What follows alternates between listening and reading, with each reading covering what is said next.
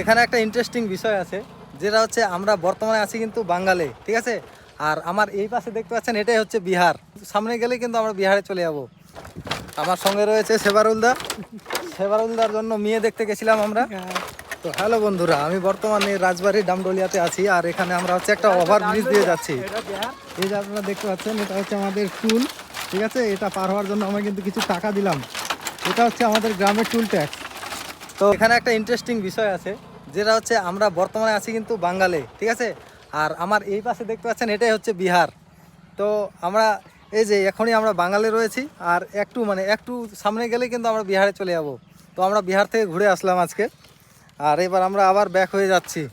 আসসালামু আলাইকুম বন্ধুরা, আজকে আমি সেবারুলদার বাড়িতে আসছি। আর সেবারুলদার বাড়ি হচ্ছে আমাদের রাজবাড়ির শুরুনে। তো প্রিয় দর্শক, আমি দাদার বাড়িতে কি জন্য আসছি এই সম্পূর্ণ ভিডিওতে থাকবে। আমার সঙ্গে রয়েছে সেবারুলদার জন্য মেয়ে দেখতে গেছিলাম আমরা। হ্যাঁ, মেয়ে দেখা হলো না আমাদের, কারণ হচ্ছে আমাদের গাড়িটা লিক হয়ে গেছে। এবার আমরা ঘুরে বাড়ি চলে যাচ্ছি। কি সেবারুলদা, আজকে মেয়ে দেখা হলো না? আর আসবো। আর এমনি নদীর আমাকে সবকিছু ভালো লাগে, কিন্তু এখানে একটা জিনিস ভালো লাগছে না। এখানে কিন্তু মেয়ে ছেলেরাও এখানে এসে গোসল করতেছে, এই জিনিসটাই আমার ভালো লাগে না এখানে। তো যাই হোক, এখানকার কালচারই এটা। এই এলাকায় কলে ঠিকমতো জল ওঠে না, তাই অনেক লোকজন এই নদীতে গোসল করে প্রত্যেক দিন। দেখতে পাচ্ছেন গাইস, জলটা কত সুন্দর পরিষ্কার এখানে। এই যে কিভাবে বাইক আসতেছে দেখুন।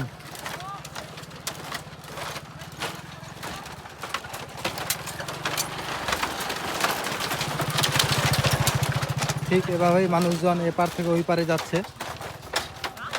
আর নদীতে এখন বর্তমানে বেশি কিন্তু জল নাই দাদা, বুঝছো না? এই যখন জল হবে তখন ওটা ডুবে যাবে। এই মাথাটাও ডুবে যাবে। বাহ। তো গাইস, নদীতে যখন জল হবে তখন কিন্তু এটাও ডুবে যাবে ওই উপর পর্যন্ত। বাহ বাহ। বাইরে থেকে ঘুরে ফিরে যখন বাড়িতে আসলাম, তখন কিন্তু এগুলো দেখে আমার মাথা নষ্ট।